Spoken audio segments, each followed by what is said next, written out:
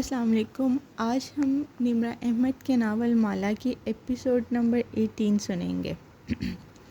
کشمالہ کو شادیاں ہمیشہ بورنگ لگتی تھی۔ سج سور کے جاؤ، حال کے ایک میز پر جا کے بیٹھ جاؤ، پھر کھانا کھاؤ، تصاویر بنواؤ اور واپس آ جاؤ۔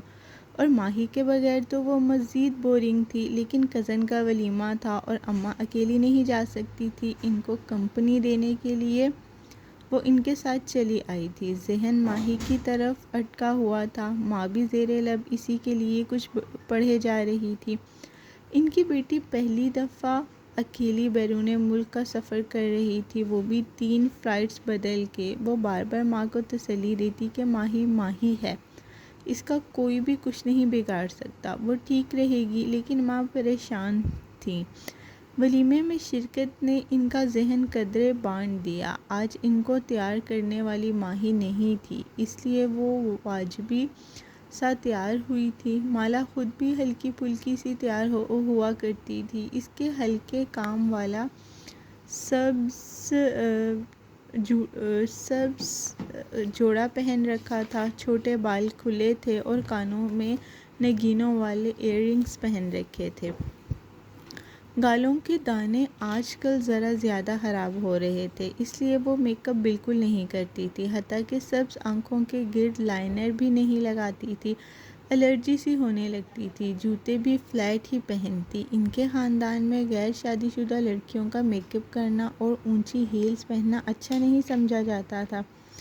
ان سب ارمانوں کو پورا کرنے کے لیے لڑکیاں شادی کا انتظار کرتی تھیں۔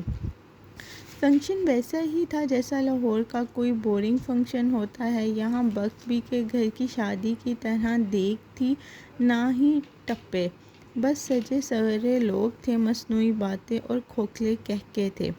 وہ بور سی ہو کے ماں کے ساتھ چل رہی تھی۔ ماں بھی ایک جگہ رک نہیں رہی تھی، وہ آہستہ آہستہ چلتے ہوئے ہر رشتہ دار سے مل رہی تھی، وہ بھی ساتھ ہی مسکرا کر سب سے مل رہی تھی۔ وقتاً نگاہ سامنے ایک میز پر جا ٹھہری۔ وہاں سمرین آنٹی کبیرہ تائی کے ساتھ بیٹھی باتیں کر رہی تھی۔ کبیرہ اس زمانے میں بھی ایسی ہی تھی، ویسی ساڑی پہننے کا انداز، وہی بوائے کٹ۔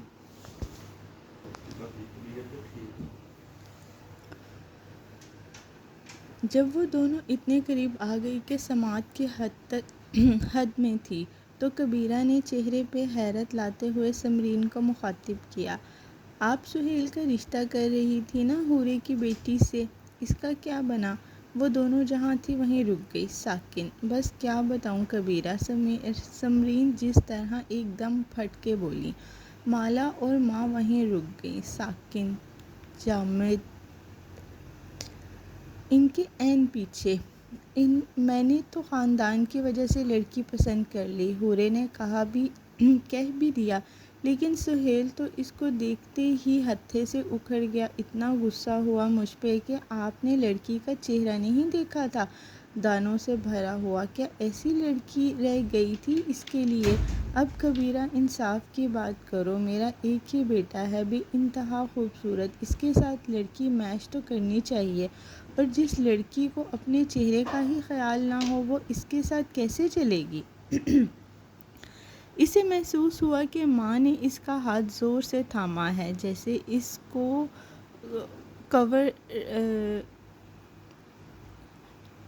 کور کرنے کے لیے اشارہ کیا ہو۔ وہ خود بالکل خاموش کھڑی تھی، چہرے پہ کوئی تاثر نہیں تھا، لیکن مالا، اس نے فوراً بے یقینی سے ماں کو دیکھا۔ ہر بچہ مشکل میں پڑنے پہ سب سے پہلے ماں کو دیکھتا ہے۔ ماں سامنے دیکھ رہی تھی، مالا کا ہاتھ پکڑ رکھا تھا، ان کا ہاتھ ٹھنڈا تھا، مالا کا گرم تھا، اس نے گرم کو ٹھنڈے سے چھڑا لیا۔ ایک دم وہ مڑی اور تیزی سے ان سب سے دور ہٹتی گئی۔ اس کا رخ میرج ہال کے واش روم کی طرف تھا، دماغ سائیں سائیں کر رہا تھا۔ ابھی اس نے سمرین کے الفاظ ٹھیک سے اندر اتارنے بھی نہیں دیے تھے، بس اسے اتنا معلوم تھا کہ اسے اپنا چہرہ دنیا سے چھپانا ہے۔ حورے جہاں بیگم نہ واپس مڑی نہ رکی، وہ قدم قدم اٹھاتی اپنے بھاری وجود کو لیے اسی ٹیبل کے قریب آئیں۔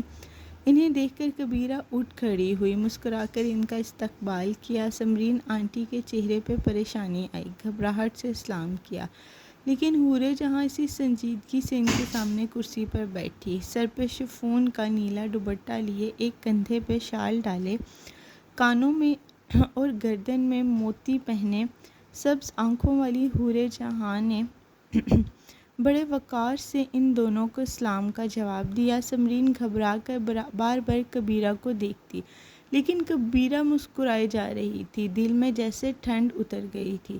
کیسی ہو کبیرہ؟ حور جہاں نے نرمی سے ان سے پوچھا۔ خوش ہوں، مزے میں ہوں۔ کبیرہ کی اسموکی میک اپ نے سجی آنکھیں چمک رہی تھی۔ عنایا کیسی ہیں؟ انہوں نے اگلا سوال پوچھا۔ کبیرہ اسی طرح مسکرائے گئی۔ ٹھیک ہے، پڑھائی میں بزی ہے۔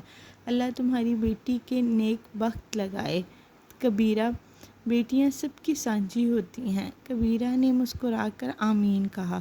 حور جہاں کے درس ان پہ اثر نہیں کرتے تھے۔ حور جہاں کی بات ابھی مکمل نہیں ہوئی تھی، وہ اسی سنجیدگی سے کہنے لگی، ویسے بیٹے بھی سانجھے ہوتے ہیں، ان کا غم بھی سانجھا ہوتا ہے۔ تمہارے انگلینڈ میں ایک ہمسائے تھے، ریٹائرڈ بریگیڈیئر محمود صاحب، وہ معید کے ابو کے بہت اچھے دوست تھے۔ ان کی ڈیتھ کے بعد بھی جب بھی پاکستان آئے ہماری طرف ضرور آئے ہیں۔ کبیرہ کی مسکراہٹ غائب ہوئی۔ انہوں نے بتایا تھا کہ تمہاری بیٹی کی موت کا کبیرہ مجھے بہت افسوس ہوا تھا۔ ان کی آنکھیں کبیرہ کے چہرے پہ گڑی تھیں اور آواز آہستہ تھی۔ کبیرہ کی رنگت بدلی، سمرین چونک کر ان کو دیکھنے لگی۔ لیکن میں نے کبھی افسوس نہیں کیا تم سے، کیونکہ ہم نہ کسی کی اولاد پہ جھوٹ باندھتے ہیں اور نہ ان کا سچ کسی کو بتاتے ہیں۔ یہ میرے ماں باپ کی تربیت نہیں ہے۔ وہ کبیرہ پہ نظریں جمائے کہہ رہی تھی، ان کی آواز میں ایک دھمکی تھی۔ کبیرہ سادان بالکل شل رہ گئی، بے اختیار ادھر ادھر دیکھا کہیں کوئی سن نہ لے۔ جس کو دولت چاہیے اس کو دولت ہی ملے گی۔ ایک کاٹدار نظر سمرین پر ڈالی، جس کی صورت چاہیے اس کو صورت ہی ملے گی۔ اللہ شکر خورے کو شکر دے ہی دیتا ہے۔ شکر خورے کو شکر دے ہی دیتا ہے، اور وہی اللہ میری بیٹی کو دوہرا بخت لگائے گا، ایسا بخت کہ دنیا دیکھے گی۔ یہ اس کی ماں کی دعا ہے۔ خوش رہو تم لوگ اس دنیا میں۔ وہ گھٹنوں پہ ہاتھ رکھتے ہوئے اٹھ گئی۔ دونوں خواتین شل بیٹھی تھیں اپنے اپنے بیٹوں کی وجہ سے۔ پھر سمرین وہاں سے اٹھ گئی۔ جاتے جاتے انہوں نے ناپسندیدگی سے کبیرہ کو دیکھا تھا۔ وہ اپنے سہیل کا رشتہ اس عورت کی بیٹی سے نہیں کر سکتی تھی جو اپنے مرے ہوئے بیٹے کو زندہ بتاتی ہو۔ حور جہاں بیگم دھیرے دھیرے چلتی وہاں سے دور جا رہی تھی۔ انہیں اپنی بیٹی کی تلاش تھی، اور میلے میں بچھڑ جانے والے بچے کو اس کی ماں تلاش کر ہی لیتی ہے، چاہے وہ جہاں بھی چھپ جائے۔ آئی ایم سوری، آپ کا کارڈ کام نہیں کر رہا۔ یہ ایک دوسرا ڈیسک تھا اور یہاں بیٹھا نوجوان کافی خوش اخلاق تھا۔ نہ اس نے آن لائن ٹکٹ بک ہو رہا تھا، نہ کارڈ یہاں کام کر رہا تھا۔ پاکستانی بینکوں کے مسئلے، اوپر سے ان کے پاس اتنا کیش بھی نہیں تھا کہ ٹکٹ کی قیمت بھر سکتی۔ ایئر لائن تو بعد میں واپس کرے گی۔ ابھی تو لاکھوں روپے کا یہ خرچہ اسے ہی کرنا تھا۔ ماہی کو ایک دفعہ پھر ایئرپورٹ کی دیواریں تنگ ہوتی محسوس ہو رہی تھی۔ کچھ اسٹریس، کچھ ہارمونز ایسے تھے اس وقت۔ اس کا دل دھاڑے مار مار کے رونے کو چاہ رہا تھا۔ ایک دفعہ پھر ٹرائی کر دیں۔ اس نے اپنا کارڈ بڑھایا۔ نوجوان نے پھر سے اسے لگایا، لیکن بے سود۔ اس نے معذرت کے ساتھ کارڈ واپس کر دیا۔ ماہی کی آنکھیں پھر سے گیلی ہوئیں۔ کمر کا درد اب شدید ہوتا جا رہا تھا۔ عباد بھی فون نہیں اٹھا رہا تھا۔ اسے اب کہیں بیٹھنا تھا۔ قریبی ویٹنگ ایریا میں لوہے کی غیر آرام دہ کرسیاں رکھی تھیں اور سب فل تھیں۔ وہ ایک راہداری میں مڑ گئی اور چھوٹے قدموں سے آگے چلنے لگی۔ عباد کا فون آف تھا۔ سسرال فون کرنے کی ہمت نہیں تھی۔ عباد کے خاندان میں باتیں آگے نکل جاتی ہیں، سارے پاکستان کو خبر ہوتی اور سب کہتے ماہی کی غلطی ہے، ساس نے کہا تھا کنیکٹنگ فلائٹ لو، سب اس کا مذاق اڑائیں گے، 4 سدہ کے پینڈو کہیں گے اس کو، 20 سالہ ماہ بینا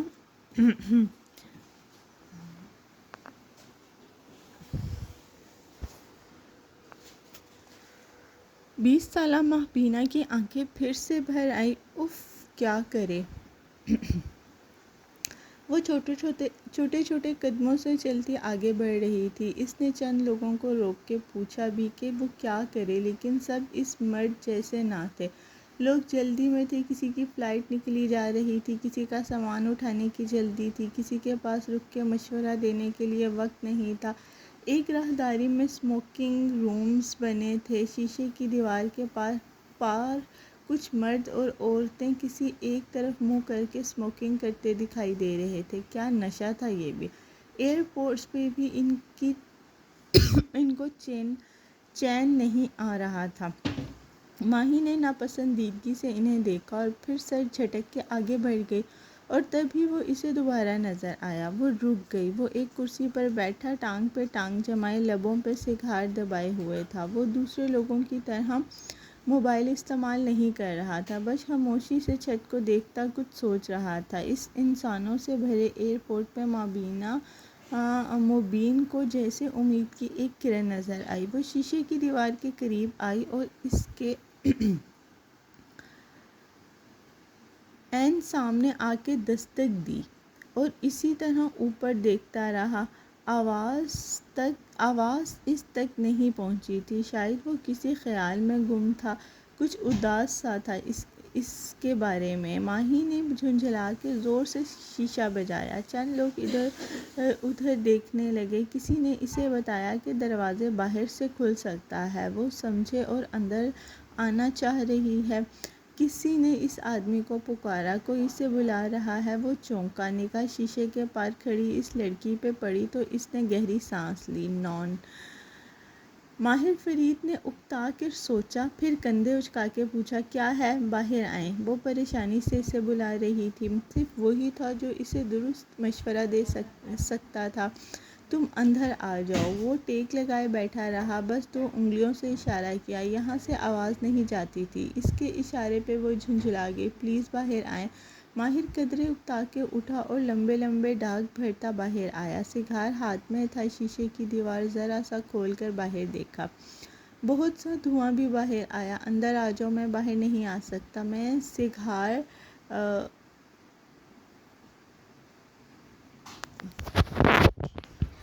سگار کے درمیان میں ہوں، میں اس کے دھوئیں کے قریب نہیں جا سکتی، جھنجھلا کر بولی۔ اب اس کو کیا کہے؟ آپ پہلے میری بات سن لیں، مگر بعد میں سگریٹ پی لینا۔ ماہر فرید نے ماتھے پر بل پڑ گئے۔ یہ سگریٹ نہیں، سگار ہے۔ انگلیوں میں پھنسا سگار اٹھا کر دکھایا۔ ہاں تو ایک ہی بات ہے، وہ بھی زہر ہے، یہ بھی زہر ہے۔ اچھا باہر آئیں، میری بات سنیں۔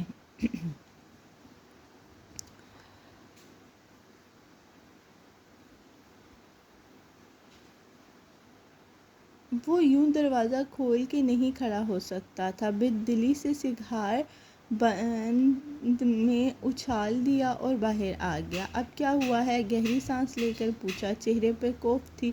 میرا شوہر میرا فون نہیں اٹھا رہا اور میرا کارڈ کام نہیں کر رہا، میں کیا کروں؟ ماہر نے گہری سانس لی۔ اف، تمہارے پاس 5-6 گھنٹے ہیں نا، بار بار کال کرو، اٹھا لے گا۔ اگر نہ اٹھایا تو میں کیا کروں گی؟ وہ پریشان تھی، رونے والی، چڑچڑی سی۔ وہ سیڑھیاں دیکھ رہی تھی۔ اس نے ایک طرف اشارہ کیا، اوپر جاؤ اور جا کے کسی پبلک لاؤنج میں بیٹھ جاؤ اور انتظار کرو۔ پھر ماہی نے اس طرف دیکھا۔ برقی سیڑھیاں جامد تھی، لفٹ نہیں تھی، میں سیڑھیاں نہیں چڑھ سکتی۔ وہ چونکا۔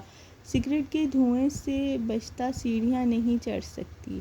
بات پہ رونا، اف! اس کے کندھے ڈھیلے ہوئے، تاثرات بدلے۔ آؤ میرے ساتھ۔ وہ چپ چاپ اس کے پیچھے چل دی۔ ماہی دوست نہیں بنایا کرتی تھی، وہ ہر ایک پہ شک کرتی تھی، لیکن کچھ تھا مقناطیسی سا اس آدمی کے بارے میں۔ کچھ ایسا جو دل کو غیر آرام دہ نہیں ہونے دیتا تھا۔ اس وقت وہ ایک غیر ملک میں اکیلی تھی اور سب نے کہا تھا کہ کسی اجنبی بالخصوص پاکستانیوں پر بھروسہ نہ کرنا، لیکن ماں بینا مبین نے اس پر بھروسہ کرنے کا فیصلہ کیا تھا۔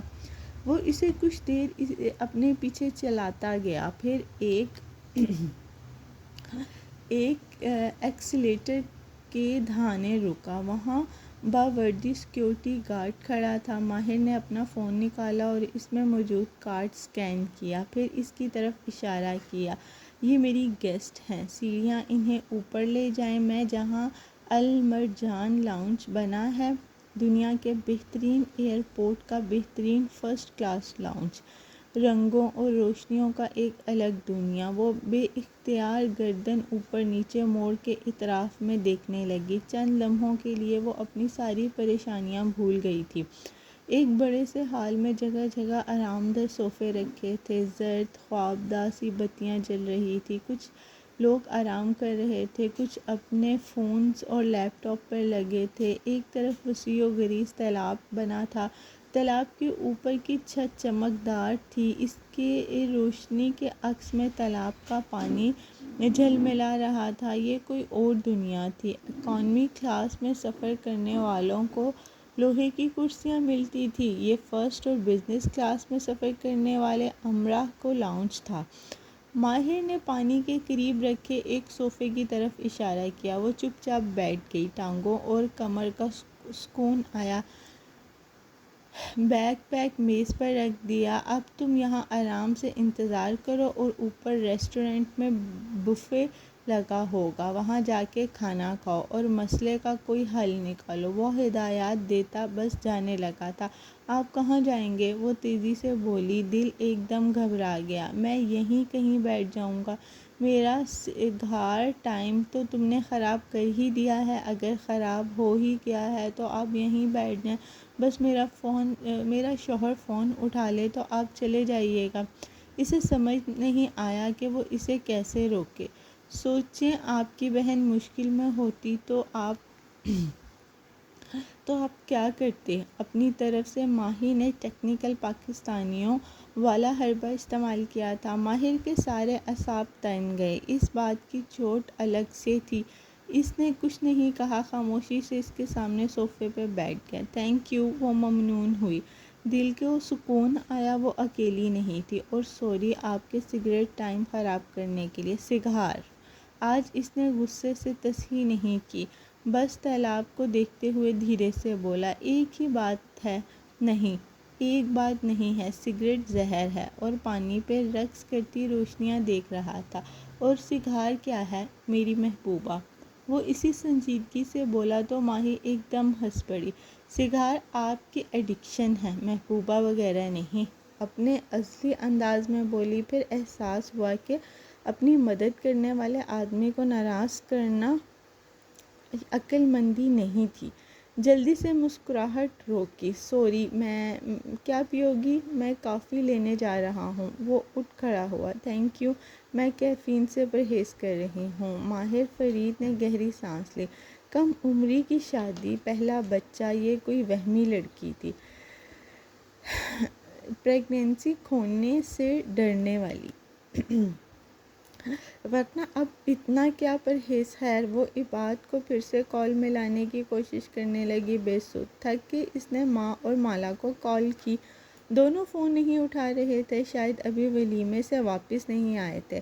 المرجان لاؤنج کے ماحول نے اس کے اعصاب کو ریلیکس کر دیا تھا۔ خیر ہے، اس کے پاس بہت وقت ہے، وہ بہتر محسوس کر رہی تھی۔ گرین ٹی کا کپ اس کے سامنے میز پر رکھا گیا، وہ چونکی، پھر فون رکھ دیا۔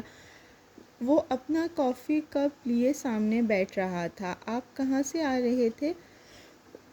اسے پہلی دفعہ اس اجنبی میں دلچسپی ہوئی۔ لندن سے۔ وہ گھونٹ بھرتے ہوئے تالاب کی طرف دیکھ رہا تھا۔ وہ اس کے برطانوی لہجے سے پہچان چکی تھی۔ اور کہاں جا رہے ہیں؟ واپس لندن۔ وہ چونکی۔ آپ آتے ساتھ ہی واپس جا رہے ہیں؟ خیر؟ ہاں، خیریت ہے؟ ہاں، وہ زیادہ بولنا نہیں چاہ رہا تھا۔ پھر آپ کے آنے کا کیا فائدہ؟ ٹکٹ ہی ضائع کر دیے۔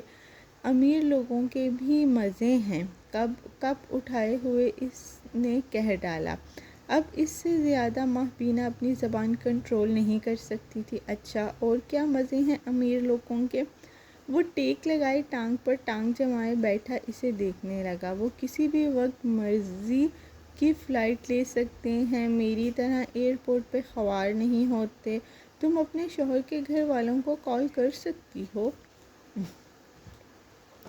ہرگز نہیں، میرا سارا سسرال نیو یارک میں اکٹھا ہے، ان کو بتا دیا تو وہاں جو میرے ساتھ ہوگا نا وہ بس مجھے پتا ہے۔ جھرجھریلی، وہ چونک کے اسے دیکھنے لگا جیسے تشویش ہوئی ہو۔ کیا وہ تم پہ ہاتھ اٹھائیں گے؟ ماہی کا چہرہ گلابی ہوا۔ کوئی ہاتھ اٹھائے تو صحیح، میں ہاتھ توڑ کے رکھ دوں گی۔ میری ماں نے مجھے کمزور عورت نہیں بنایا۔ ہاں، اس کا چہرہ تمتمانے لگا تھا۔ مجھے صرف گوسپ کا موضوع بننے سے ڈر لگتا ہے، کوئی مجھے بے وقوف نہ کہے۔ ہاتھ اٹھائیں تو صحیح، منہ میں ہی بڑبڑانے لگی۔ کیا ہر عورت ہاتھ اٹھانے والے شوہر کے ہاتھ توڑ سکتی ہے؟ وہ تھوڑی بھی انگلیاں رکھے سوچتی نظروں سے اسے دیکھے گیا۔ بالکل توڑ سکتی ہے، اگر وہ پڑھی لکھی ہو اور بالخصوص امیر ہو۔ اب میری ملازمہ کی بیٹی کو دیکھ لیں، وہ کپ میں ٹی پیک اوپر نیچے کر رہی تھی اور روز پٹتی ہے اپنے شوہر سے، مگر اسے نہیں چھوڑتی۔ اس دن بازو ٹوٹا ہوا تھا اس کا۔ میں نے پوچھا کیا ہوا تو کہتی سیڑھیوں سے گر گئی۔ ماہر نے ایک دم سے چہرہ موڑ کر تالاب کو دیکھنے لگا، مٹھی بھینچ لی اتنے زور سے کہ ناخن ہتھیلی میں پیوست ہو گئے۔ اب مجھے بتائیں، سیڑھیوں سے کوئی روز روز گر سکتا ہے کیا؟ مگر نہیں، ایک ہی بہانہ ہے سب بیچاری عورتوں کے پاس۔ پھر تصحیح کی، غریب اور مڈل کلاس عورتوں کے پاس، کیونکہ وہی پٹتی ہیں۔ امیر ہوتی تو کوئی ہاتھ نہیں لگا سکتا۔ امیر عورتوں پہ بھی تشدد ہوتا ہے۔ وہ پانی کو دیکھتے ہوئے بولا تو آواز بہت آہستہ تھی۔ ماہی نے ناک پر مکھی اڑائی، اب وہ ریلیکس لگتی تھی۔ نہیں ہوتا۔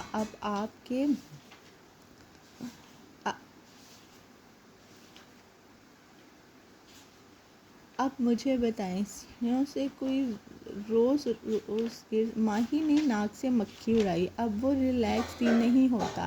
اب آپ کے لندن میں کسی عورت کو کوئی انگلی بھی نہیں چھو لے تو وہ پولیس بلا لے گی، اور لندن میں ہر سال 99,000 عورتیں اپنے شوہر یا بوائے فرینڈ کے تشدد کا نشانہ بنتی ہیں۔ ماہی کے لب کھل گئے۔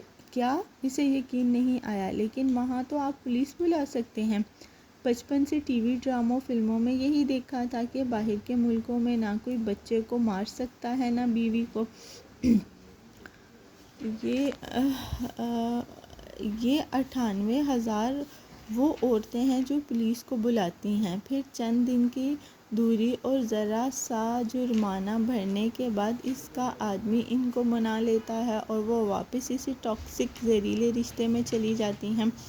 لاکھوں عورتیں وہ ہیں جو پولیس نہیں بلاتی، اور وہ عموماً اس نے تھوک نکلا، پڑھی لکھی اور امیر عورتیں ہوتی ہیں۔ ماہی نے بڑا تعجب سے اکٹھے ہوئے پڑھی لکھی امیر عورتیں کیوں تشدد کا نشانہ برداشت کرتی ہیں؟ سامنے بیٹھے مرد کی بھوری آنکھوں میں تالاب کے پانی کا عکس ابھرا۔ شاید ان کے بیٹوں نے ان کو چھوڑ دیا ہوتا ہے۔ ماہی نے الجھ کر اسے دیکھا۔ بیٹے کہاں سے آ گئے؟ ماہر نے سر جھٹکا اور ہلکے سے کنکھ پٹی کو چھوا۔ جب سے حلال نے وہ بات کہی تھی اس کا سر درد سے پھٹے جا رہا تھا۔ نہیں اٹھایا تمہارے شوہر نے فون؟ اس کو تو میں امریکہ جا کے پوچھوں گی، کمبخت۔ اس نے دانت کھجائے، پھر گھڑی دیکھی، ابھی کافی وقت تھا۔ ولیمے سے وہ جلد واپس آ گئی تھی۔ واپسی کا سارا راستہ اس نے ماں سے کوئی بات نہیں کی، وہ بس کھڑکی کے پار دیکھتی رہی۔ ماں نے بیچ راستے میں اس کا ہاتھ تھاما۔ ان کا ہاتھ اب بھی ٹھنڈا تھا۔ چھوٹے لوگوں کی چھوٹی باتوں کو برا نہیں مناتے، لیکن اس کا ہاتھ چھڑا لیا۔ بس خشک آنکھوں سے باہر دیکھے گئی۔ گھر آ کے وہ اوپر اسٹوڈیو میں چلی گئی اور دروازہ لاک کر لیا۔ مالا یہی کیا کرتی تھی؟ اسے جب بھی کوئی صدمہ ملتا وہ خود کو ہر چیز سے الگ کر لیتی، دور چلی جاتی، سب کو چھوڑ دیتی۔ یہ اس کا سیلف ڈیفینس تھا۔ ماں نے 2-3 دفعہ بخت بی کے ہاتھ پیغام بھیجا کہ اسے بلائے، لیکن وہ نہیں آئی، ابھی تک دروازہ نہیں کھولا۔ ماں کچن کاؤنٹر کے ساتھ کرسی پر بیٹھی تھی۔ جب بخت بھی ٹرے واپس لائی، چہرے پہ مایوسی تھی۔ حورِ جہاں بیگم نے ایک ٹھنڈی سانس بھری اور اسے جانے کا اشارہ کیا۔ کچھ دیر کے لیے خاموشی چھا گئی، پھر وہ اٹھی اور کھانے کی ٹرے اٹھا لی۔ انہوں نے گھٹنے اب پہلے جیسے نہیں تھے۔ گھر میں وہ سارا دن چلتی پھرتی تھی، لیکن سیڑھیاں چڑھنا دشوار تھا۔ ہفتے بعد جا کر اوپر صفائی کا جائزہ لیتی، البتہ آج وہ خود ٹرے اٹھائے سنبھل کے سیڑھیاں چڑھ رہی تھی۔ اسٹوڈیو کی طرف جاتے زینے بیرونی تھے، لوہے کے زینے جن کے درمیان خلا تھا۔ ماں اوپر آئی تو انہیں سانس چڑھا ہوا تھا۔ چند لمحے گہرے سانس لے کر تنفس ہموار کیا، پھر اس سے بھاری ہاتھ سے دروازہ بجایا۔ کلائی میں پڑے سونے کے کنگن چمک اٹھے۔ بیٹا کھانا کھا لو۔ کھانے سے کیا ناراضگی؟ مجھے بھوک نہیں ہے ماں، آپ جائیں۔ وہ بس ہلکا سا اتنا ہی بولی۔ وہ اسٹوڈیو کے فرش پر وسط میں بیٹھی تھی، گھٹنے سینے پہ لگا کے ان پر تھوڑی ٹکا رکھی تھی۔ آنسو آنکھوں سے نکل کے چہرے کے دانوں پر سے پھسلتے جا رہے تھے۔ مالا میری بیٹی، انہوں نے اپنے ٹھنڈے ہاتھ سے پھر دستک دی، مگر وہ نہیں ہلی۔ پھر آہستہ سے جھکی، ٹرے چوکھٹ پہ رکھی، ایک ہاتھ سے ریلنگ کا سہارا لیا اور دوسری گھٹنے پر رکھے وہیں اوپری زینے پر بیٹھ گئی۔ دوپٹے کے پلو سے گردن کا پسینہ تھپ تھپا کے خشک کیا، اور اوپن ایئر زینے تھے، یہاں سے بیٹھ کے دیکھو تو ساری کالونی اور اس کے لہلہاتے درخت نظر آتے تھے۔ ہر گھر کے سامنے ایک چھوٹا سا سبزہ کتا اس کے گھر کے مالی کی محنت کا منہ بولتا ثبوت تھا۔ تم پوچھتی تھی کہ میں پودے کیوں اگاتی ہوں۔ ہوا سے ان کا دوپٹہ اڑنے لگا تو اسے سر پہ ٹکا کے کانوں کے پیچھے اڑس لیا۔ نگاہیں ان درختوں پر جمی تھی جو کتار کی صورت میں سڑک کنارے اگے تھے۔ ہر گھر کا اپنا درخت تھا۔ وہ گھٹنوں سے سر اٹھا کے غور سے سننے لگی، اور وہ کہتی تھی کہ پودے آکسیجن پیدا کرتے ہیں، آنکھوں کی ٹھنڈک ہوتے ہیں۔ وہ نیم اندھیرے اسٹوڈیو میں بیٹھی خاموشی سے سنے گئی۔ لیکن اصل بات یہ نہیں تھی بیٹے، مجھے میرے پودے اس لیے اچھے لگتے ہیں کیونکہ یہ میری طرح تنہا تھے۔ تمہارے ابو تمہارے بچپن میں مجھ سے جدا ہو گئے تھے۔ وہ دھیرے سے اٹھی اور بنا چاپ کے چلتی ہوئی دروازے تک آئی، پھر اس کے ساتھ بیٹھی یوں کہ پشت دیوار دروازے سے لگا لی۔ اگر میں لوگوں کی باتوں کو دل پر لگائے بیٹھی رہتی تو میں زندگی کا سفر کیسے طے کرتی، اپنے بچوں کو اکیلے کیسے پالتی؟ مالا نے سر دروازے سے ٹکا دیا اور آنکھیں بند کر لی۔ آنسو زاروں قطار بہنے لگے۔ باہر ماں بھی ایسے بیٹھی تھی کہ اس کی طرف پشت تھی، دونوں کے درمیان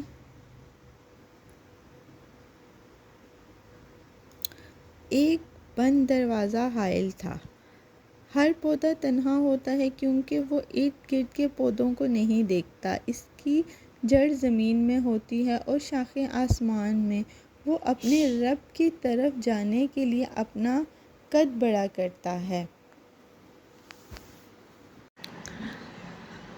وہ بے آواز رو رہی تھی۔ ساری عمر سنا تھا کہ وہ خوبصورت شکل کی ہے، کبھی اپنے بارے میں کبھی انسیکیورٹی نہیں پالی تھی۔ اب اسے لگا کہ وہ لوگ ان کی مالی حیثیت کی وجہ سے پیچھے ہٹ گئے ہیں تو اس سے اتنا برا نہیں لگا تھا، لیکن آج کیسے دو عورتوں نے مل کر اس کی ذات کو زمین بوس کر دیا تھا۔ وہ الفاظ، کیا آپ نے اس کا چہرہ دیکھا تھا؟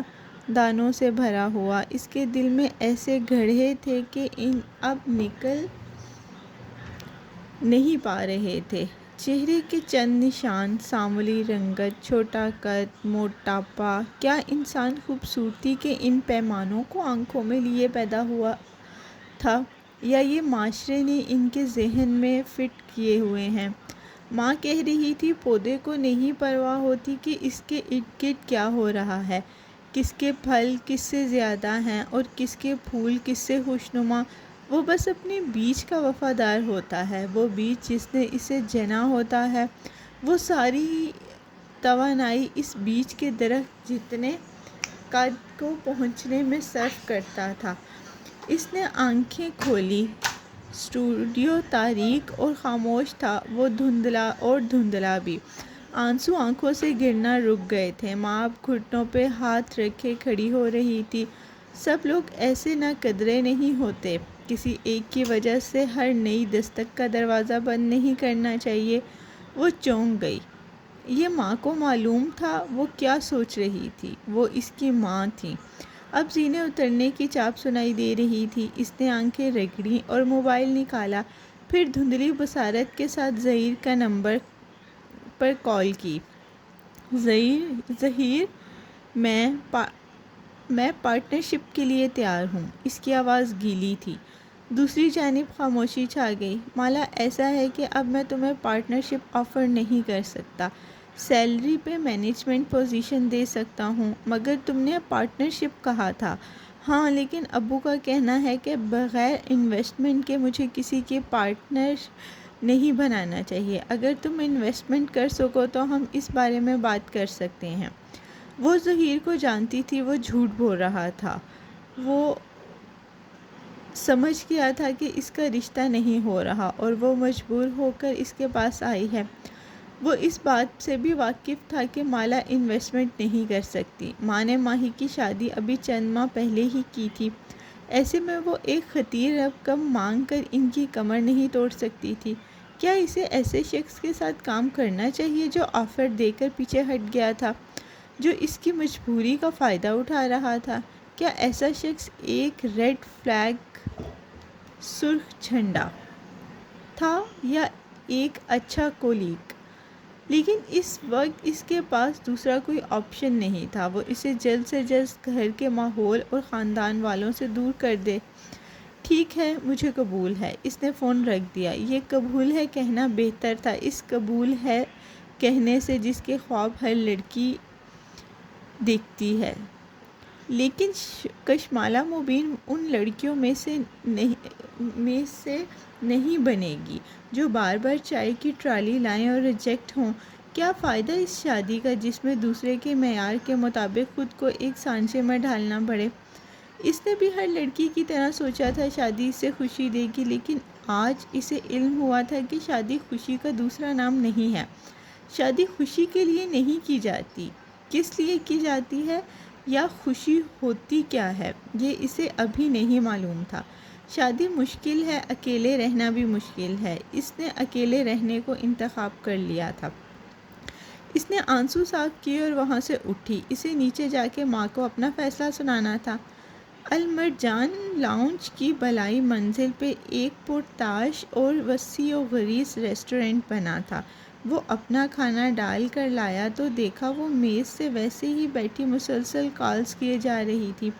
کھانا کیوں نہیں کھا رہی ہو؟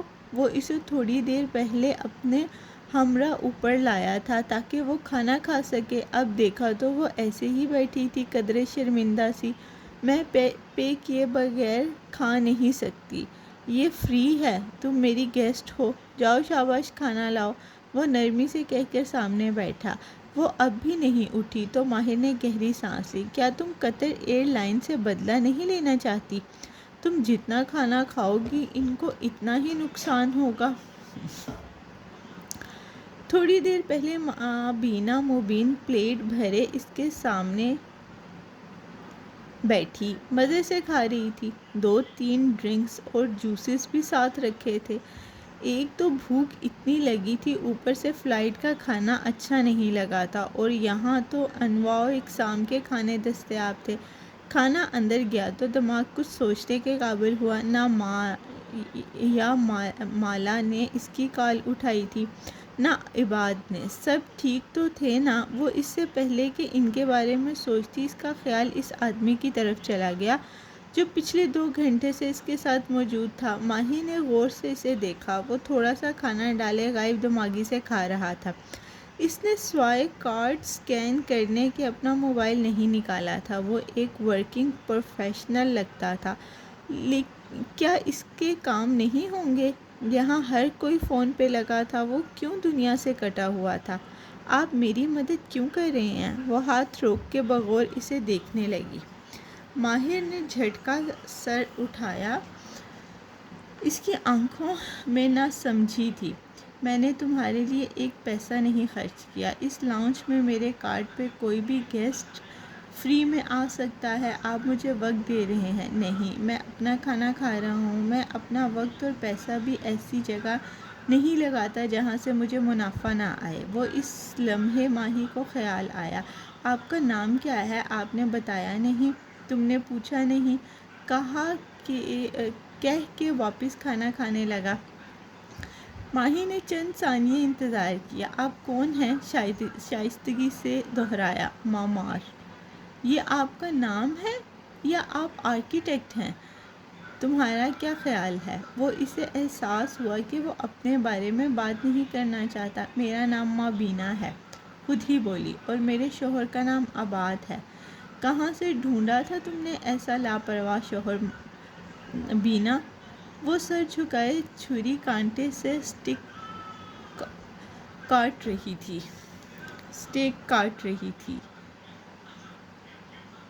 ماہ بینا نے گہری سانس لی۔ لوگ اکثر اس کے مشکل نام کو چھوٹا کر کے بینا بنا دیتے تھے، وہ ایسے کبھی نہیں کرتا۔ پتہ نہیں وہ ٹھیک ہے یا بھی نہیں، اسے فکر ہوئی۔ وہ میرا واحد دوست ہے، میں اس کو جانتی ہوں۔ واحد دوست؟ ماہر نے چہرہ اٹھا کے تعجب سے اسے دیکھا۔ تم تو بہت غریب نکلی۔ مجھے دوست بنانے کا شوق نہیں ہے۔ ویسے دوست سے یاد آیا، آپ کو دن ان 50 کا فلسفہ معلوم ہے؟ 1 in 50 کا فلسفہ معلوم ہے؟ تم ہی بتا دو۔ اور وہ واقعی جوش سے بتانے لگی، میں نے کبھی پڑھا تھا کہ ایک ریسرچ کے مطابق ایئرپورٹ پر ملنے والے ہر 50 لوگوں میں سے ایک شخص سے ہم دوبارہ زندگی میں ضرور ملتے ہیں۔ مطلب اگر میں ایئرپورٹ پہ 50 لوگوں کو دوست بناؤں تو ان میں سے کسی ایک سے میں زندگی میں دوبارہ ضرور ملوں گی۔ 50 میں سے ایک، بہت دلچسپ۔ وہ پہلی دفعہ مسکرایا، اس کے گال میں گڑھا سا بنا۔ تبھی ماہی کا فون بجنے لگا۔ اس نے جلدی سے کانٹا رکھا، ایسے کہ وہ گرتے گرتے بچا۔ بے اختیار اسکرین دیکھی، ماں کالنگ۔ چھٹ، فون کون سے لگایا؟ کدھر تھیں آپ؟ کب سے کال کر رہی تھی؟ وہ چھوٹتے ہی بولی، پھر رک کر سننے لگی۔ کیوں؟ کیا ہوا؟ وہ دھیرے سے وہاں سے اٹھا اور دور کافی بار کی طرف چلا گیا۔ بارسٹا کو اپنی کافی آرڈر نوٹ کرایا اور پلٹ کر اس کی طرف آیا۔ وہ 19-20 سال کی لڑکی سرخ چہرے لیے غصے سے فون پہ کچھ کہہ رہی تھی، آنکھوں میں آنسو تھے۔ ماہر نے افسوس سے سر جھٹکا۔ امیر ہو یا مڈل کلاس، سب کے اپنے فیملی ایشوز تھے۔ پھر دوبارہ کاؤنٹر سے ٹیک لگائے کھڑا کافی کا سپ لیتا رہا، یہاں تک کہ وہ کال سے فارغ ہو گئی۔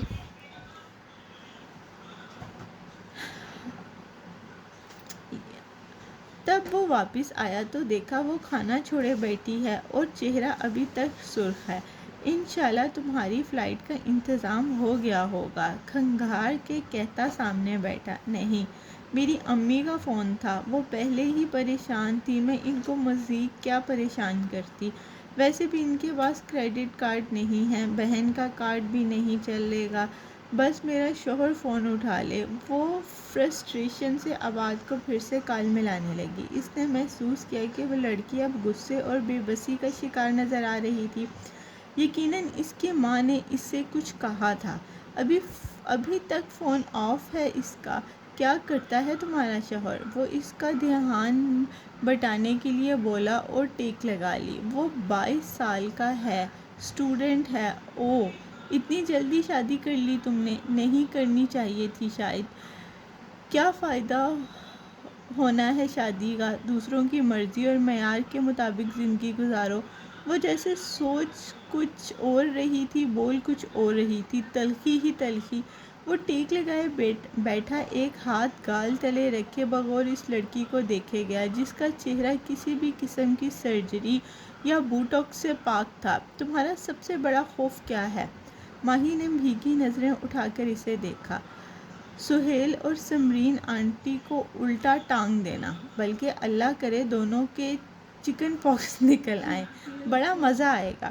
لیکن جب بولی تو سنجیدگی سے بس اتنا ہی، ہم مڈل کلاس لڑکیوں کی سب سے بڑی فینٹیسی شادی ہوتی ہے، آپ کی کلاس کی لڑکیوں کو کچھ اور ہوتی ہوگی۔ وہ ایک دم ہنس دیا، زور سے۔ وہ رک کے اسے دیکھنے لگی۔ وہ پہلی دفعہ ہنسا تھا، مختلف سا لگا۔ یقین کرو میری سوسائٹی کی لڑکیوں کی سب سے بڑی فینٹیسی بھی شادی کرنا ہے، وہ مسکرا کر کہہ رہا تھا۔ کافی کا خالی کپ ہاتھ میں گھما بھی رہا تھا، اس کی انگلیوں کا سگار کی طلب ہو رہی تھی۔ لیکن کیا تم شادی کر کے پچھتا رہی ہو؟ پتہ نہیں، شاید مجھے شادی نہیں کرنی چاہیے تھی۔ ایک اجنبی ملک کے ایئرپورٹ پہ 100 مسئلوں میں گھری مابینہ کو ایک اجنبی کے سامنے دل ہلکا کرنے میں کوئی دقت پیش نہیں آ رہی تھی۔ وہ اجنبی تھا ہی ایسا۔ شاید میں نے غلطی کی، میری پڑھائی ادھوری رہ گئی۔ مجھے شوق نہیں ہے کیریئر بنانے کا، میری بہن کو بہت شوق ہے اور اس کی آواز بھی کی۔ مجھے نہیں لگتا اب وہ کبھی شادی کرے گی، وہ کیریئر بنائے گی۔ شاید وہ ٹھیک کہتی ہے کیا رکھا ہے شادی میں؟ بہتر ہے لڑکیاں اپنا کیریئر بنائیں تاکہ جب وہ ٹریول کریں تو ان کے پاس ان کے اپنے کارڈز ہوں۔ بے بسی سے آنسو آنکھ سے ٹپکا۔ تمہاری بہن درست کہتی ہے، لڑکیوں کو مالی طور پر خود انحصار ہونا چاہیے۔ مابینہ مبین کا دل کو دھکا لگا۔ مگر میں گھر بنانا چاہتی تھی، ایک خوبصورت گھر جہاں میرا شوہر میرے لیے کمائے اور میں بچے پالوں جیسے ہماری ماں نے ہمیں پالا۔ کیا میں غلط ہوں؟ نہیں۔ وہ ہلکا سا مسکرایا اور کپ نیچے رکھا۔ تم بھی درست ہو، گھر بنانا بھی سب سے ضروری ہے۔ تمہیں بنانا چاہیے اور تمہارے شوہر کو تمہارے لیے کمانا چاہیے۔ وہ ٹھہر کے اسے دیکھنے لگی، آنسو پلکوں کی باڑ پہ رک گئے۔ میں بھی درست ہوں اور میری بہن بھی، دونوں ایک وقت میں کیسے درست ہو سکتی ہیں؟ جیسے رات اور دن ایک ساتھ رہتے ہیں، جیسے اس دنیا میں بہت سے متضاد حقیقتیں ایک ساتھ موجود ہیں، ایسے ہی تم بھی درست ہو بینا اور تمہاری بہن بھی درست ہے۔ اور آگے کو جھکا اور نرمی سے اس کو دیکھا۔ تمہیں وہ کرنا چاہیے جو تم کرنا چاہتی ہو، گھر بنانا چاہتی ہو گھر بناؤ، کام کرنا چاہتی ہو کام کرو، دونوں کرنا چاہتی ہو دونوں کرو۔ پھر وہ دائیں جانب شیشے کی دیوار کو دیکھنے لگا جس کے پار دور تک پھیلے جہاز دکھائی دے رہے تھے۔ اور اگر شوہر سے نہیں بنتی تو اس کو چھوڑ کے کسی اور سے شادی کرنا چاہتی ہو؟ اس کی آواز کانپی۔ تو تمہیں اس کا حق ہے، تمہارے بیٹے بھی تمہیں اس کام سے نہیں روک سکتے۔ آخری فقرہ زیر لب کہا تھا۔ اب اس کے فون نہ اٹھانے پہ میں اسے چھوڑ تھوڑی دوں گی۔ ماہی نم آنکھوں سے مسکرا دی۔ ایک دم اس کا دل مطمئن ہو گیا تھا۔ ہر کسی نے شادی کے وقت کہا تھا کہ اس کی عمر چھوٹی ہے، کیوں کر رہی ہے شادی؟ لیکن اس کی قسمت میں ایسا ہی لکھا تھا اور یہ وہ پہلا پڑھا لکھا آدمی تھا جس نے اس کے خیالات کی تصدیق کر دی تھی۔ لیکن تمہیں اپنی پڑھائی مکمل کرنی چاہیے۔ کروں گی، لیکن مجھے پڑھائی سے زیادہ پرانے گھروں کو رینوویٹ کر کے بالکل نیا کرنے کا شوق ہے۔ میں یہی کام کرتا ہوں۔ ہم قطر میں پرانی اپارٹمنٹس بلڈنگز کو رینوویٹ کر کے تبدیل کر دیتے ہیں اور پھر اسے بیچتے ہیں، وہ بے اختیار بولا۔ یہ وہ پہلی بات تھی جو اس اجنبی نے اپنے بارے میں بتائی تھی۔ اور کیا ہر تبدیلی کی اپنی کہانی ہوتی ہے؟ کہانی؟ وہ سمجھا نہیں۔ میری بہن کہتی ہے آپ کسی جگہ کو ایسے ہی تبدیل نہیں کر سکتے، ہر تبدیلی کی ایک اپنی کہانی ہوتی ہے اور ایک اچھے بزنس مین کو اس کہانی کو بیچنا آنا چاہیے۔ ماہر نے کچھ نہیں کہا، بس لبوں پہ مٹھی جمائے اسے دیکھے گیا۔ وہ کھانا کھاتے ہوئے ساتھ ساتھ کسی ریسٹورنٹ کے بارے میں بتا رہی تھی جس کو اس کی بہن رینوویٹ کرنا چاہتی تھی اور وہ اس کی مدد کر سکتی تھی، لیکن وہ سن نہیں رہا تھا۔ اس کا دماغ کہیں اور تھا۔ اٹھو، تمہاری فلائٹ بک کرتے ہیں۔ وہ اٹھ کھڑا ہوا تو وہ حیرت سے اسے دیکھے گئی۔ مگر عباد نے فون نہیں اٹھایا۔ میری فلائٹ کا وقت ہو رہا ہے، میں تمہیں یہاں چھوڑ کے نہیں جا سکتا۔ ابھی میں تمہیں ٹکٹ لے دیتا ہوں، تم بعد میں مجھے پیسے واپس کر دینا۔ نہیں، ہرگز نہیں، وہ فوراً سے انکار کر دیا۔ میں آپ سے پیسے نہیں لے سکتی، میں نے اس لیے آپ کو اپنے ساتھ بیٹھنے کے لیے نہیں کہا تھا، مجھے صرف پینک ہو رہا تھا، ورنہ اس کے رخسار سرخ ہوئے۔ میں تمہیں پیسے نہیں دے رہا، ایئر لائن کو دے رہا ہوں، جب وہ تمہیں واپس کریں تو تم مجھے واپس کر دینا، بات ختم، اٹھو۔ اس نے موبائل نکال لیا اور اسے اٹھنے کا اشارہ کیا۔ وہ بیگ پیک اٹھائے متذبذب سی کھڑی ہو گئی۔ اف عباد، اس سارے پروسیس میں چند منٹ سے زیادہ نہیں لگا۔ بورڈنگ پاس ہاتھ میں آتے ہی اس نے ممنونیت سے اس اجنبی کو دیکھا تھا۔ تھینک یو، لیکن میں یہ پیسے واپس کر دوں گی، مجھے کوئی اکاؤنٹ نمبر یا اپنا کارڈ دے دیں۔ ماہر نے اس کا بیگ پیک اٹھایا اور جیب سے پین نکالا۔ وہ تعجب سے اسے دیکھنے لگی۔ وہ بیگ پیک کے اسٹرپ پہ پین سے ایک فون نمبر لکھ رہا تھا۔ ماہی کے لب کھل گئے۔ ابھی دوحہ ایئرپورٹ پہ لینڈ کرتے ہی اس نے ہیروڈس سے یہ بیگ پیک لیا تھا، زندگی کا سب سے مہنگا بیگ پیک، اور کمبخت نے اس کو داغدار کر دیا تھا۔ لیکن وہ احتجاج کرنے کی پوزیشن میں نہیں تھی۔ بیگ پیک واپس رکھ کر ماہر فرید نے مسکرا کر اسے دیکھا۔ دوحہ میرا ہی شہر ہے، یہاں اگر کوئی مدد چاہیے ہو تو اس نمبر پہ کال کر دینا، 150۔ پھر جیب سے کچھ نکال کے اس کی طرف بڑھایا۔ یہ کچھ بیج ہیں، اگر وقت ملے تو ان کو اگا دینا۔ ماہی نے اس کے ہاتھ سے وہ پلاسٹک کا ننھا پیکٹ تھام لیا جو بیجوں سے بھرا تھا۔ وہ دور چلا گیا اور وہ اس اجنبی کو دور جاتے دیکھتی رہی، یہاں تک کہ وہ انسانوں کی بھیڑ میں گم ہو گیا۔ پھر اس نے اپنا گیٹ معلوم کرنے کے لیے بورڈنگ پاس دیکھا تو وہ چونکی، لب کھلے کے کھلے رہ گئے۔ اس آدمی نے ماہی کو بزنس کلاس ٹکٹ لے دیا تھا۔ یقیناً اسے احساس ہو گیا تھا کہ وہ پریگننٹ ہے اور وہ چاہتا تھا کہ وہ آرام سے سفر کرے، لیکن اگر ایئر لائن بزنس کلاس کے لاکھوں کے ٹکٹ ریفنڈ کرے گی، شاید نہیں۔ اس نے پریشانی سے سر اٹھا کر اسے ڈھونڈنا چاہا، لیکن وہ اب نہیں تھا۔ ایئر لائن واپس کرے یا نہیں، وہ اس کے پیسے اسے ضرور واپس کرے گی، چاہے اسے زیور ہی کیوں نہ بیچنا پڑے۔ پتہ نہیں کون تھا 4 گھنٹے اس کے ساتھ بیٹھا رہا اور اس کی اتنی مدد کی۔ شاید وہ اس سے زندگی میں کبھی دوبارہ نہیں ملے گی، ضروری نہیں کہ وہی اس کے 50 میں سے ایک ہو۔ مبین منزل پر ایک عجیب سی سوگواریت چھائی تھی۔ مالا جا رہی تھی اور معید اس سے بحث کر کر کے تھک چکا تھا۔ ماں نے بحث نہیں کی تھی، انہوں نے اسے اجازت دے دی تھی، لیکن وہ دکھی تھی۔ اس وقت وہ کشمالہ کے بیڈ کے کنارے بیٹھی تھی، اس کا بیگ بیڈ پہ رکھا تھا اور وہ اس میں آخری چند چیزیں ڈال رہی تھی۔ سر جھکا تھا اور بال کس کے پونی میں بندھے ہوئے تھے۔ تم واقعی اسلام آباد رہو گی بیٹا؟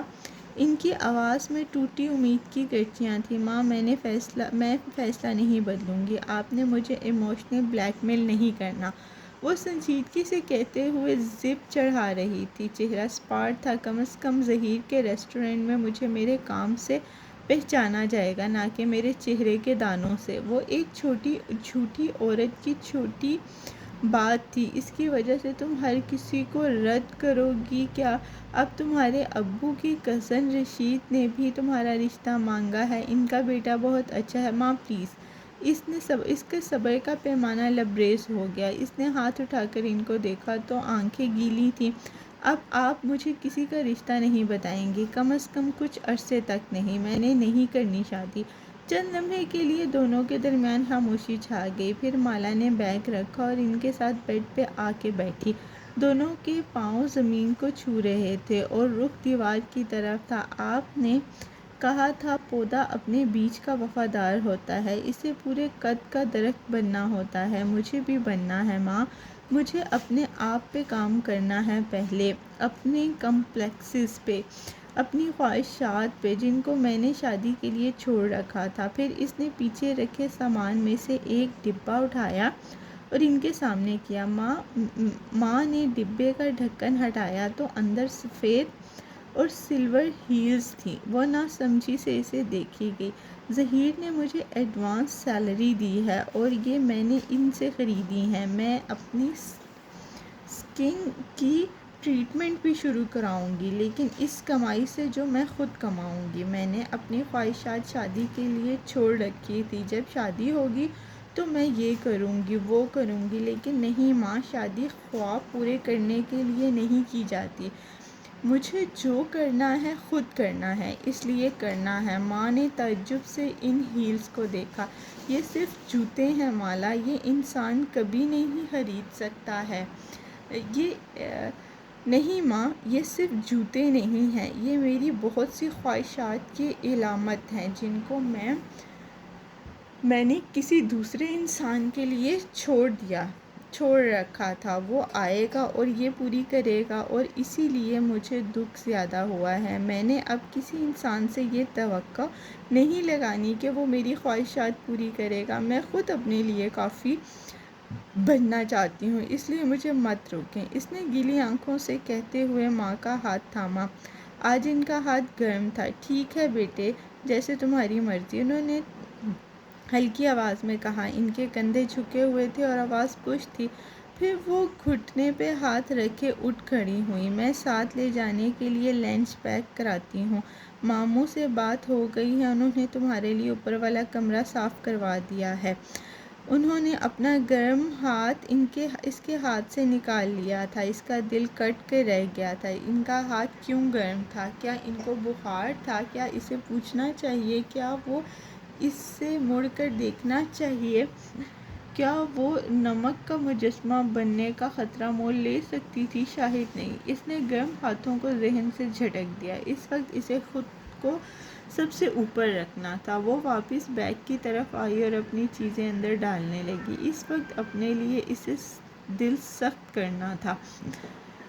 وہ ایک چھوٹے باغیچے والے سرمئی گھر تھا جس کا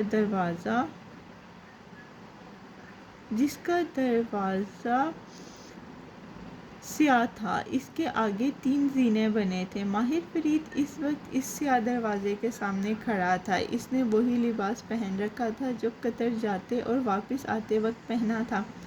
صاف معلوم ہوتا تھا کہ وہ ایئرپورٹ سے سیدھا یہیں آیا ہے۔ بدوقت اس نے دروازے پر لگی گھنٹی بجائی، پھر ہاتھ نیچے گرا دیا۔ حلق سے آنسوؤں کا گولا سا ابھرا جسے اس نے نیچے دھکیل دیا، پھر مڑ کے چھوٹے سے لان کو دیکھنے لگا۔ اس کا خیال نہیں رکھا جاتا تھا۔ پودے اجڑے پڑے تھے، بار ٹوٹی ہوئی تھی، مالی حالات برے تھے یا مالک مکان کو گھر کا خیال نہیں تھا۔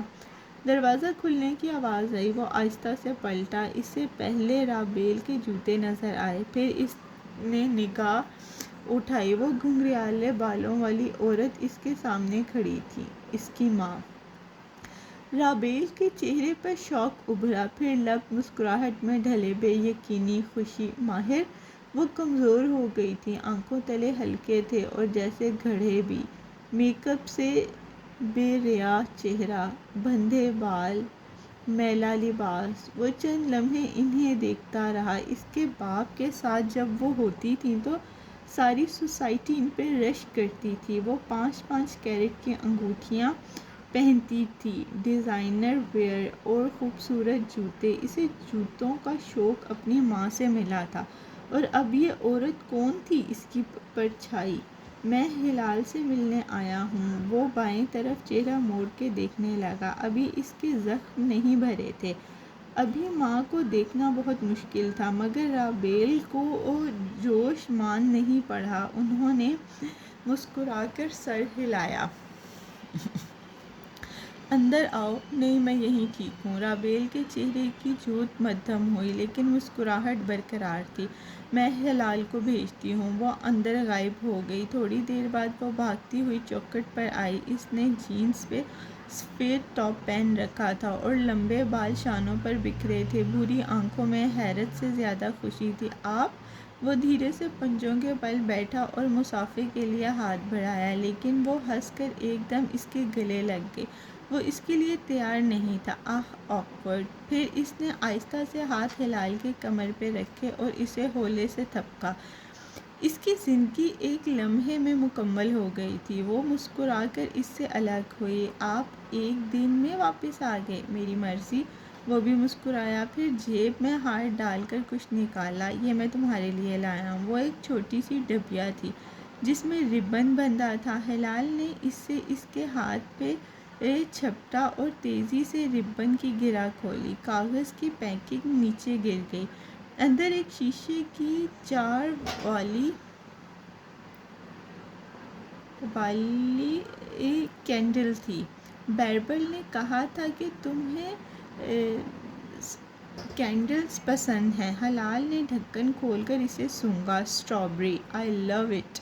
پھر رک کر پوچھنے لگی، کیا آپ کو بھی یہ کینڈلز پسند ہیں؟ اس نے نفی میں سر ہلا دیا۔ اسے صرف سگار کے فلیورز کی خوشبو کی پہچان تھی۔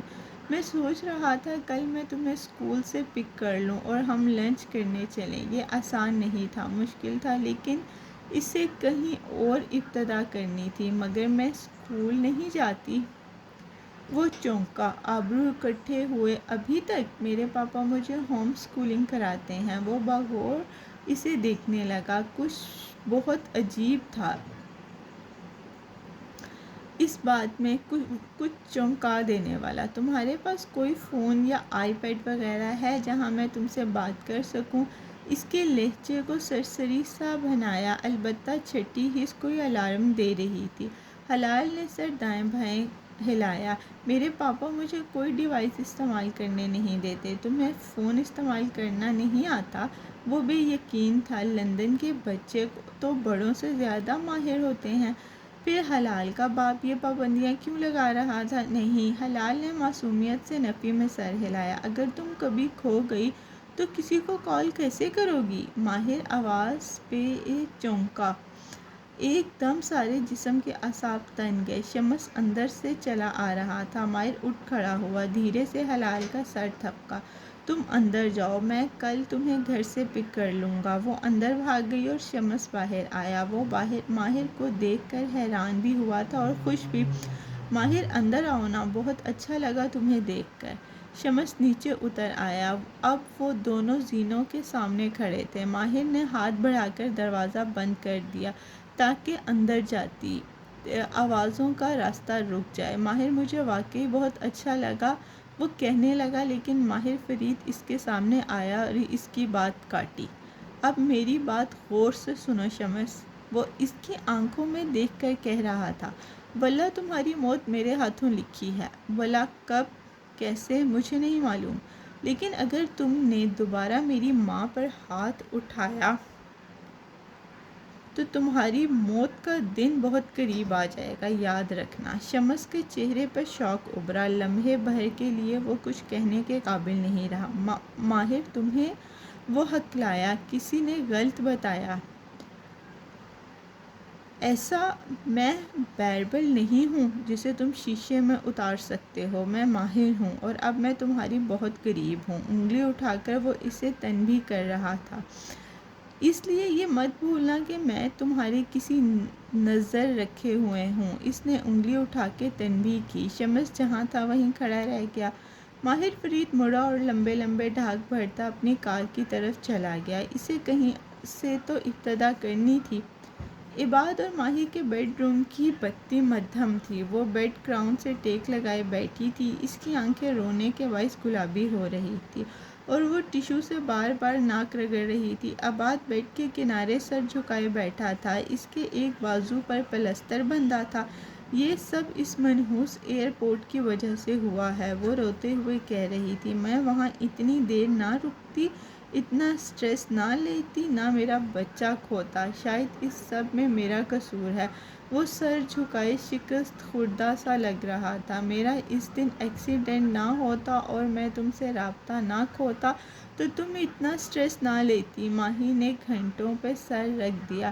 ابھی انہوں نے کسی اور کو نہیں بتایا تھا، ماں اور مالا کو بھی نہیں۔ اب دیکھنا سب کہیں گے ماہی کو اس کنڈیشن میں کیا ضرورت تھی سفر کرنے کی، سب مجھے الزام دیں گے، کوئی نہیں مانے گا کہ ڈاکٹر نے مجھے اجازت دی تھی۔ وقتاً وہ چونکی، کچھ یاد آیا، وہ سیدھی ہوئی اور آنسو صاف کیے۔ ابات اس آدمی کو کال کی تھی؟